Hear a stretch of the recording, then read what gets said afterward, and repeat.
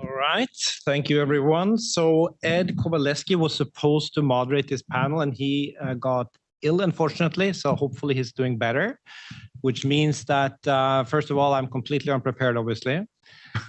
Second, I will tell you is I did make some questions for the panelists, but I haven't told them yet. So it's going to be a complete surprise to them, all of this. Third, we have actually a very interesting panel because we have 3 soft landings companies here. And, you know, all of today have been heard about everything you don't know.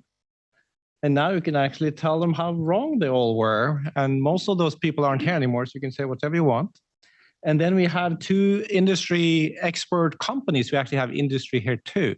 So instead of having just our experts talk about what soft landing companies should do, we have some actual companies that are going through this right now. But first, I am going to let them introduce themselves. So let's just go down. You have 2-3 minutes. Just talk about who you are and what you're doing. I can start. Thank you, everyone. My name is Shailesh Upreti, and I'm the CEO of C4V, a company that is working on lithium-ion battery innovation and primarily focusing emerging markets, obviously starting with the US, where there's no ecosystem in lithium-ion battery manufacturing. So we have our first gigafactory just started production a few months back. With that, we're hoping to take a similar footprint across the globe, at least in 10 countries by 2030 is our vision. And we bring kind of a very cohesive set of knowledge from material science, design engineering to mechanical, electrical, and put this whole infrastructure together with our cobalt and nickel-free technology, which we are commercializing right now. Thank you very much. And I have been working in battery space for about 22 years. Started my career with Professor Stan Whittingham, Binghamton University senior professor. Yeah, thanks for joining us today.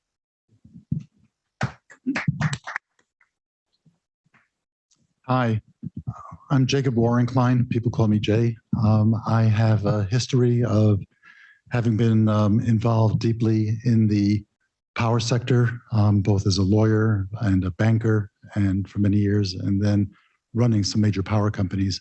And I've also run the major energy and infrastructure practices, law practices at Milbank, at Tweed, and at Lehman Brothers and Societe Generale as global head of projects and infrastructure and energy. My focus on the power sector in particular, which is I think mostly of what we're thinking about when we talk about clean energy in the United States these days, has been as a person who, following my career in law and banking, ran a company that was called U.S. Power Generating Company. We owned the largest power plants, the 2 largest power plants in Boston, and we owned the 2nd largest power plant in New York. And then later on, I became chairman of the company that owns the largest power plant in New York City and New York State, leaving aside Niagara Falls, which is the Ravenswood power plant in Long Island City. And so having run those power plants and managed them, I learned a lot about the power business. And I think that some of the lessons I would learn, I would summarize as follows. And for those companies that are young and starting up, I would say that basically I have found that New York is an extraordinary place to run a power company and to be engaged in the clean energy business. What makes it so interesting to me is the fundamental lesson that if you do the right thing, and if you are seen by government, by your environmental groups, by your local representatives, but most important, by your employees as caring about them, as caring about the right thing, they will not stop repaying you 10 times what you've done for them. And so my experience was I did the smallest things that you can imagine, the things that every decent person would do, that my mother taught me how to do when I was a child, like a guy who's the control room supervisor of unit number 3 at Astoria, the 2nd largest plant in New York State, goes on vacation with his wife who's 6 months pregnant. She gives birth in Omaha, Nebraska to preemies at 6 months. He calls up the plant manager and he says to the plant manager, "Don't worry, I know you heard what happened, but I know my vacation's over on Monday, I'll be back." And the plant manager says to me, "What do I do?" And I was so happy he said that. I said to him, "You tell him you're not coming back until you're coming back with your wife and your babies, because we have people who can take over the operation of the control room, And you just stay with them and we'll lend you as much vacation as you need. Don't even think about it. Little things like that. And we were forced out of service the year before I took over, and we bought the company and took over CEO. We were forced out of service 8 to 9% of the year. The following year, the year after our first year, we were out of service 1% of the year. Our employees could not stop figuring out, why is that vibration sounding funny? Let's open it up, let's look, etc. They kept thinking about things. And what I say to you is, government, if I say to the governor of New York, which I had the opportunity to say, which is, don't worry, in your fight against Entergy, the CEO of Entergy wanted to shut down the Fitzpatrick nuclear power plant upstate, and the governor gets into a pissing contest on the front pages of the New York Times. He says, you can't shut it down, it's too important. And the CEO says, I'm losing money, I have to shut it down.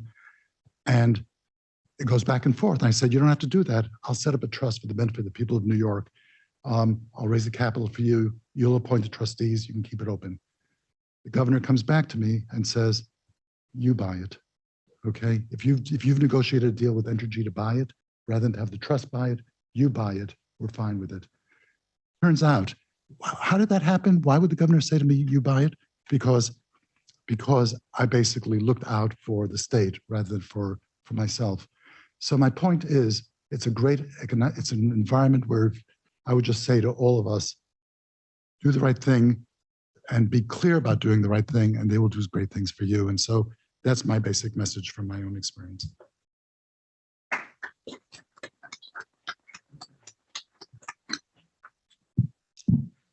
Hi, everybody. This is Eric. Well, I am Eric Saavedra from BMate. We are a Mexican company. We started 14 years ago as a consulting company in the strategy, providing advising to the Mexican state oil company Pemex. It's basically the oil and gas industry. And after several years, we participate more in the energy sector in all of the areas of the company. So we thought that we should expand to another market, and we did a research, and we thought about the U.S. market was a good opportunity. So we came here, and we started trying to understand the culture, the business, all by ourselves.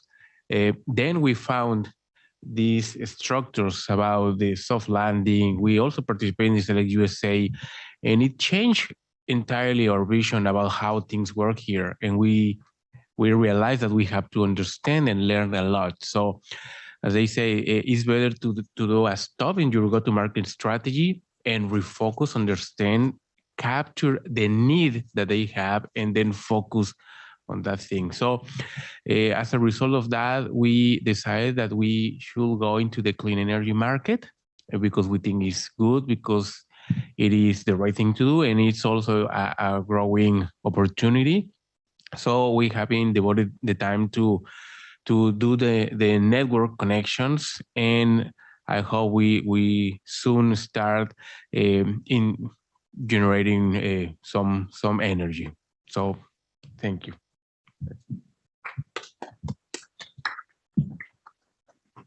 Hello, my name's Brian Cregan. I'm the regional manager for Hub Controls for the US.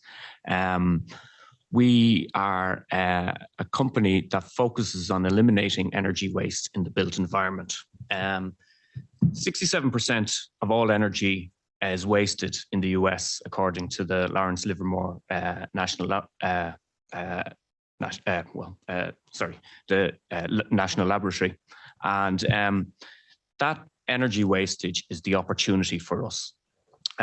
We have a technology that is proven to reduce that wastage. We have fully commercialized our business in Ireland. Just looking there recently today, we've delivered over 18,202 tons of carbon reduction with our fleet of hub controllers in the Irish market. We're now here in New York State. We have been part of the soft landing program, but we are also embedded into the Coppin Southern Tier Incubator. We got that through NYSERDA 76 West competition. We were winner of that in 2018. And we'll probably talk about it a bit more during the panel, but that has enabled us to get our first market traction in New York State. And what we're here for now is basically partnerships, investment, and just getting to the scale quickly that we can achieve here in New York. And I'm just thinking to the last panel, there was the Israeli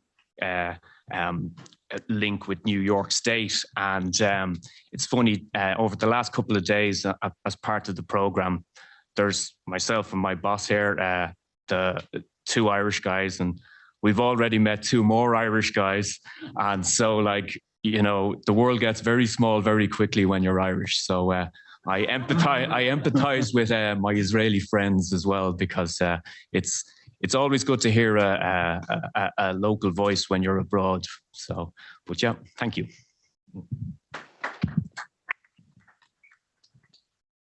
Hey, hi everyone. I'm Manjusha. I'm from India. I'm actually a senior principal scientist in one of the national lab in India, CSIR National Chemical Laboratory in Pune. I have been working on energy storage material since more than a decade. I am founder of Rechargen Energy Private Limited that has developed a sustainable and safer alternative to lithium-ion batteries in the form of sodium-ion batteries. So sodium is everywhere, and there is no issue of raw materials required for sodium. It's globally distributed in all countries. So that is what even in India also, even though our government is pushing electric mobility a lot, we are still dependent on import for lithium-ion batteries. Even if we start fabricating batteries in India, still the raw material is not available over there. We don't want to be dependent on our neighbor because we really don't have very good relations with them. So that's the reason that being a scientist in National Lab, I had started working on alternate chemistries. And then we had some leads on sodium ion batteries, and we have even built our lab prototype as well. So we have the scientist entrepreneurship scheme in our organization. So through that, I have incorporated this company in 2021. And then I have been part of this fall 2022 cohort of soft landing program. And during this program, we have raised quite a lot of funding. Even we have been winner of the United States and India Science and Technology Endowment Fund for this year. So that is a brief. Probably I will talk more about soft landing program experience later. Thank you. So the three of you, you all from different countries, you come to the US. So what do you feel been the biggest difference being a startup or a company where you come from, and what do you so far see here in the US? Well, for me it was, I thought, as they say, when you see the movies, you think you understand the culture. When you come here, you see, no, it's totally different. Second thing that I thought is, okay, if I have people, knowledge about people, I think getting a second market is going to be an opportunity for us. So they want to be happy to be here. And the thing is, it didn't happen. It was the language barrier, the cultural barrier. They want to be there, blah, blah, blah. So, yeah, it didn't make the synergies that I saw. But in the other hand, what I found it is truly valuable is I found a very well-structured business model here. And I learned that once that you master, you may come here and see, hey, I have a lot of deficiencies or things that I need to fix. But once you have them, that model could be successful, not only here, but any other part of the world. And the connection that you can make here thinks you globally. So as you said, we have all the Department of Commerce and all the economic development organizations.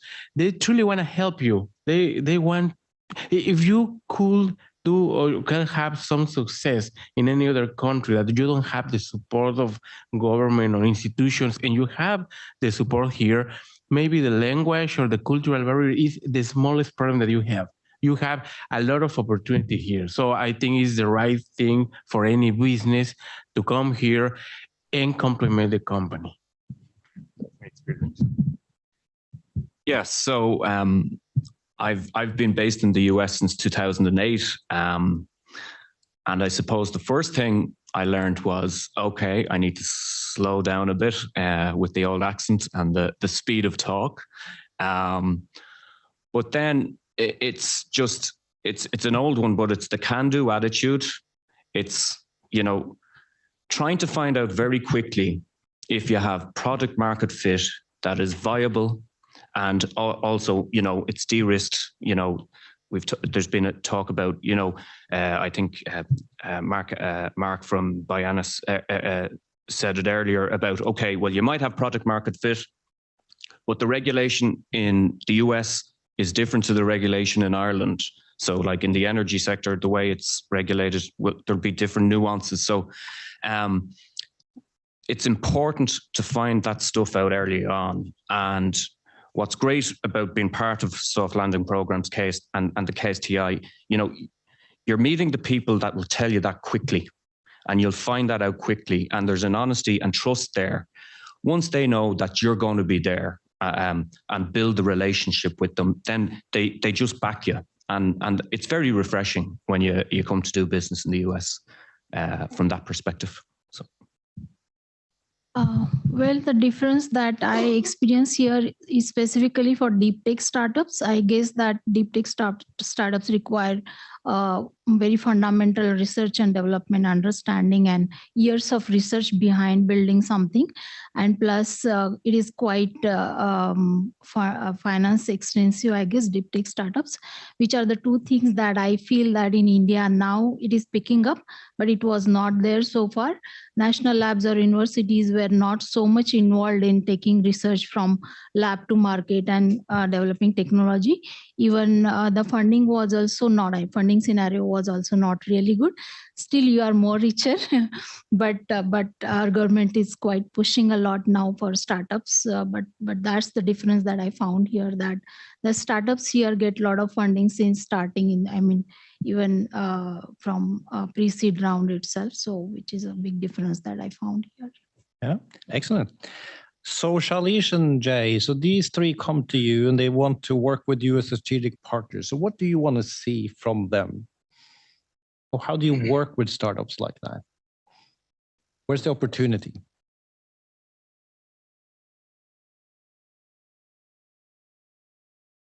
Thinking about the company that I'm now pushing forward, it's a company that will purchase the largest power plants that I've run, or other such power plants in major cities, and transitioning them to zero carbon.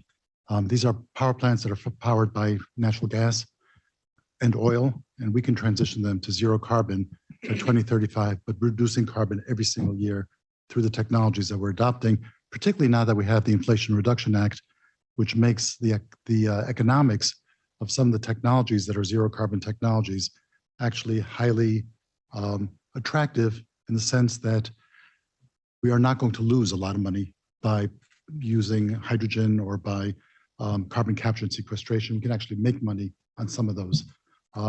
So we've got an attractive opportunity to buy these major power plants and bring them down to zero carbon and do something good for the environment and for the country.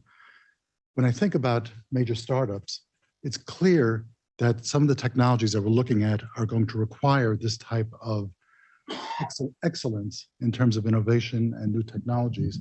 And my own sense about it is truly to have people who are doing this kind of stuff approach us and basically say, here's what we're doing. C4V, for example, with its lithium battery innovations, or other companies of the sort you described. Here's what we're doing, and we'd like to be part of it, and let's talk about it. But it would, for me, the focus would have to be on the carbon reduction element, as opposed to we can operate the power plant a little bit more efficient. That's not so much of interest to me, because I have teams who can do that. But what is great interest to me is exactly where the innovation comes in, which is how do we actually change the way in which we're producing power through clean energy technologies. That would be very interesting to me. And the question really is just being approached and having some conversations about it with our Chief Technology Officer. And for us, while we believe innovation, would come from all sphere of life and all part of the world, there are key elements that we look into. The first is innovation itself. Second, innovation to product market fit. And third, the team that is behind that. Because whenever you're coming up with innovation, you are always restricted in terms of where it is coming, how it is built, and in terms of your TRL or MRL level, how far have you come? And that gives us a good sense of where the fit will be. But in general, part of our supply chain initiative, we put three main components into it: the raw material supply chain, the equipment supply chain that puts all the raw material together, and the third, which is the most important part, is the innovation and the technology supply chain, because technology landscape is changing rapidly. So if you are putting a very heavy capex business, which is what happens in lithium-ion cell manufacturing, or even sodium-ion cell manufacturing, any cell manufacturing, you need high precision and high speed machinery. So you don't want these machines to go obsolete in 5 years. So you do want all the investment back, but then also make product affordable. So if you need 20-year, 25-year life, how do you balance between the tech you're putting today and the new innovation that evolves with time? So I think that balance and having a technology supply chain that minimizes that capex risk is very, very important. So we look into that aspect as well. So that's primarily what we are hoping, all the entrepreneurs moving here, part of soft landing program, or in general, we are collaborating. We look into the innovation piece first and then see how that marries to what we are doing. And we talked already that there are a lot of cultural differences, legal, policy, whatever. But it comes down to product market fit, obviously. And Eric and Brian already mentioned that. So can you talk about that a little more? Do you feel like you have found product market fit, or are you still working? How are you exploring that here compared to what you did at home? Thanks so much. Well, the first thing about the product market fit that I found is that I was sure that I could sell the services that we provide, but it was going to take me like 2 or 3 years to develop the relationships, the trust. We sell projects. It is not commodities. So it's a large project, complex, it's costly. So people make a budget. There is a 20 or 30 persons reviewing if they're going to work with you. So I said it's going to take 2 or 3 years. But then I found, is this the best thing that I have to do? And what I found is maybe, okay, we will do the consulting. We haven't reached the customers yet, but we found some other things. As he said, maybe for me, more interesting is to have innovation, to have the clear path. I mean, for example, the nearshoring initiative that is something that I haven't in mind, but now that I see the interest and maybe nobody's doing anything or not the right thing, we said, okay, we should provide solutions and maybe change what we are doing with a better focus that could benefit both parts. So even though if our main services are probably useful here, as he said, well, maybe it's not the best thing that we can do. And then we created another initiative to bring a better product here, and we are developing that. So we adapt. Yeah, so we have proven product market fit in the Irish market. And so we know and are confident in our product. We know that it delivers. And then we have a market in Ireland that's proven because the Sustainable Energy Authority of Ireland have said we do what we say. And we have customers. The market is different in New York, and it's more complex. There's a lot more stakeholders, and we have to prove it, but it's about getting other people saying that, yes, don't take my word for it. NYSERDA have said, yes, it works. Now, NYSERDA are backing us because they like what they see in Ireland. They're backing us. And now we have the opportunity in the next few months to prove it in the Southern Tier region. The Southern Tier has a lot of aspects that are very similar to the profile of our end users in Ireland. Low to moderate income homes, people struggling with their making decisions between food on the table and keeping the heating on. And if we can help those people and find a way and be smart, and this is where the innovation always has to come in. It's not just the innovation, it's, oh, you created a technology, great. Innovation transcends the whole process. Because the market's slightly different, okay, we have to innovate to make sure we get that product market fit. We have to overcome whatever the barrier is, either on the product side or make the approach to the market slightly different. But again, having the resources that we get here, the really great support about, people will help you. They will, give you the advice that you need, and you'll get it early. There's no confirmation bias going on. That's one of the great things that has been that's come out of working in the Kaufman Sudden Tier Incubator. They're not there to just pat you on the back saying, wow, that's great, and fly the Irish flag. Oh, let me tell you about my Irish family. No, they're there telling you, I don't really care about your product. Is it going to work here viably, and then also in parallel with the regulation? So it's going to be very important, but we're getting backed to prove it, and we'll know very soon. So thank you. Yeah, well, when it comes to sodium-ion battery, we have identified product market fit in India.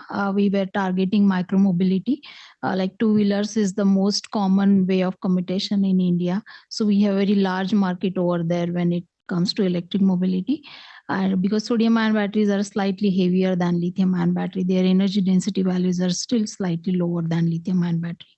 So we were targeting two-wheeler market, but in United States, I was clueless actually, that because I'm not sure if micromobility is the market here. That is what I'm working with the student team in Cornell University, Cornell Business School. They are trying to formalize a go-to-market strategy for my company. What would be the market that they are going to identify? And they are really nice bunch of students and helping me out with that. Great. How are we doing on time, Alina? 9 more minutes. Does anyone from the audience have any questions you want to throw out there? Any questions? All right. So looking at the soft landings program itself, what would you change? What do you need? If you had to ask, let's say, to this audience and all the brain capital out there, what do you need the most right now?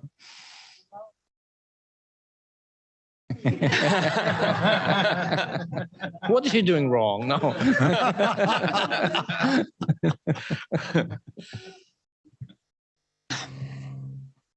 So again, we're looking for partnerships. We're looking for investment, and we're looking for buildings to put our technology in. And, the support has been good on that. But like, entrepreneurs are very impatient people. So it's like, it always has to move quick, because we need to find out early what we're getting wrong so we can fix it. So anything that can help just bring pace to things. Now, we obviously have to operate sometimes at the pace of some of the stakeholders we're dealing with, but anything that can get us to decision points, I won't say get us to success, but decision points, so that we can then reevaluate how we get product market fit. So it's kind of a general observation. I also don't want to be giving you cannon or ammunition. So, yeah. Yeah. Mm-hmm. Oddly enough, this is going to sound great.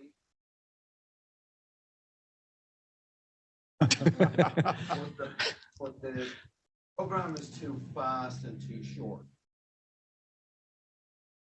Part of the program.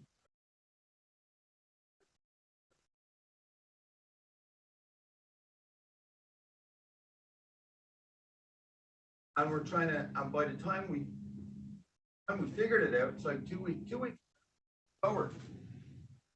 Right? But sorry, I'm exaggerating. I know. I'm exaggerating. It's a formal program. Then there's two companies here. So, but you still. And my student project is still going on. So we would like to be on the program for another 6. not for any of the monetary stuff that you do. Entering stuff and being able to pick up the phone. Just say, hey, you know, ready to hear it now because there is a kind of a disconnect. Provide post program and the doors are open. And you can retake it next fall, you know, just take it over and over and over. Yeah. Thanks, boss. Thanks, boss.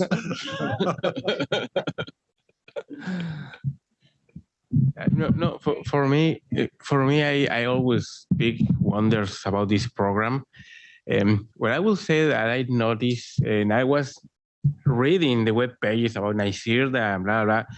I saw that maybe the main reason to do this kind of programs is when you have a scientist or somebody who develops a product but doesn't know how to sell it. In our case, we already were selling and providing services, and we didn't have the research and development part. So for us, it's more important to do the business connections, to have a network. And what I will say is, for me, probably what I will add is I like to gather and mingle with people in connections and have a community, but we are not from here. So when they say, okay, you're gonna sell in another country, who is your partner? Who do you know? And we don't know anybody. So having a community, I think, is the best thing. And yeah, for me, probably it's most important to be partnered with those scientists and open it to other markets. I know how to sell, I know how to make business, but I don't want maybe to spend 15 years on a research of a product. I prefer to help somebody else. So that is my contribution. Eric, I don't know how to sell. Well, I am an academician, so this program everything was a new knowledge for me, and I really liked it. I also, fortunately, because in India, I had my research group, so I would not get much time, but I was here in Purdue University as a Fulbright scholar. So I was in Eastern time zone, so I could personally attend all the classes and all the mentorship sessions. So it was really a good experience for me. So Jay and Charlize, any advice to these three?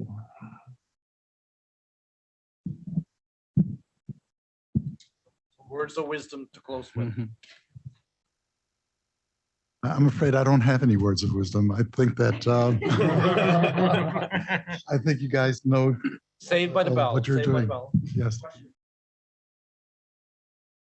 Yeah, so we are super lucky because our man we mentioned before actually is our program manager for this. So this is all grant funded at this point. So we don't charge anything, it's all free. What we hope, of course, is that you do find that this is a location fit, a product market fit, and of course, that you go on to the next phase, which is, yes, you're actually going to set up operations, maybe even in the Southern Tier, or at least in New York State. That's what we're hoping for. And then still stay in the program as a company being mentored through the incubator. So it doesn't stop. I mean, you can be a member for a long time if you want to.